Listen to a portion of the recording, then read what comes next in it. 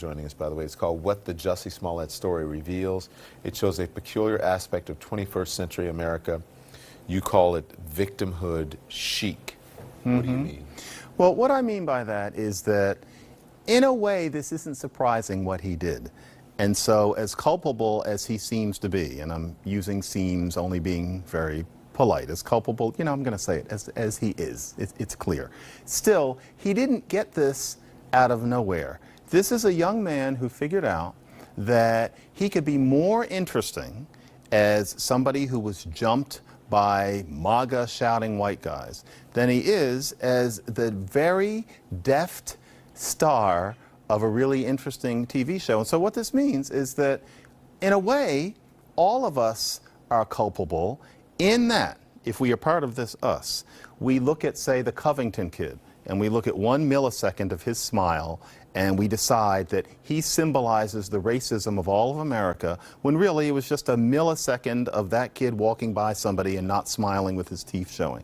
And intelligent people think of themselves as being ahead of the curve and seeing that as a summation of American social history.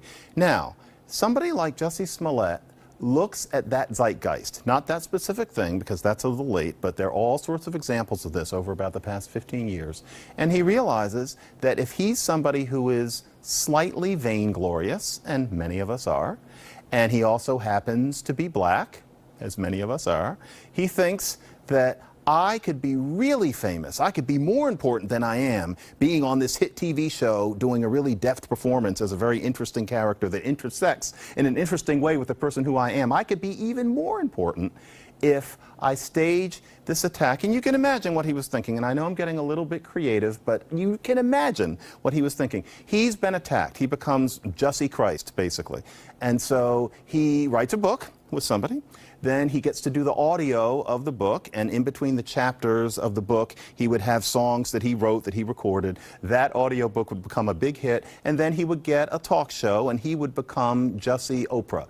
That's the sort of thing that he was waiting for, because he knows that here in America, not only do we know that racism and homophobia exist, and we should, but he knows that we've gotten to the point that we are so bent on demonizing people like that Covington kid, demonizing somebody who voted for Donald Trump because they didn't prioritize racism as much as some of us do, that he actually thought that it would be a good idea to create something like this and become more famous than he was. And the sad thing is that if it had worked, he's right. He would have that talk show. He would be Jussie Christ.